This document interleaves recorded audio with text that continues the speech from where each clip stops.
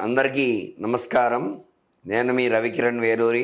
ఈ రోజున 9వ తేదీ నుంచి 15వ తేదీ వరకు వార ఫలాలు ఏ విధంగా ఉండబోతున్నాయో, ద్వాదశ రాశుల వారు వాళ్ళ యొక్క అనుకూలతలు ఏ రకంగా ఉన్నాయి, ప్రతికూలతలు ఏ రకంగా ఉన్నాయి, వాళ్ళ యోగాలు ఏమిటి, వాళ్ళు ఏ పరిహారాలు చేసుకోవాలి అనే విషయాన్ని గురించి మరికొద్దిసేపట్లో మీకు చెప్పడం జరుగుతోంది. మీనరాశి వారికి ఈ వారంలో ఎలాంటి విశేషమైన ఫలితాలు రాబోతున్నాయి, ప్రతికూలతలు ఎలా ఉన్నాయనే విషయాన్ని తెలుసుకోవడం జరుగుతోంది.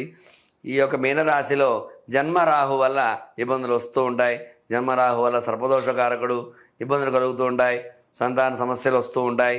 అలాగే ద్వితీయ స్థానంలో కుజ సంచారం అనుకూలంగా ఉంది. తృతీయంలో బుధ గురు శుక్ర రవి అనుకూలంగా ఉన్నాయి. అట్లాగే విశేషంగా సప్తమంలో ఈ యొక్క కేతు సంచారం అనుకూలంగా ఉంది.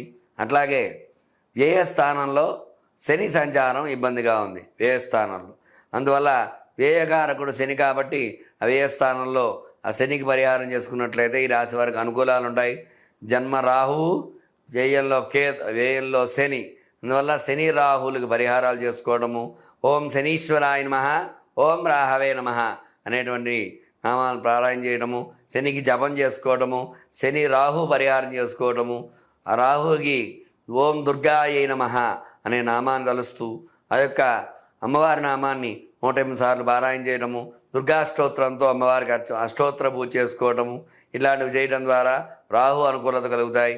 అట్లాగే శని అనుకూలత ఓం శనీశ్వరాయ నమః అనుకోవడము, శనివారం నాడు తైలాభిషేకం చేయడము, నువ్వులు దానం ఇవ్వడం ఇత్యాది కర్మలు ఆచరించడం ద్వారా శని అనుకూలత కలిగి సుఖ సంతోషాలతో భోగభాగ్యాలతో ఉండాలని తెలియజేయడం జరుగుతోంది. లోకా సమస్తా సుఖినో భవంతు.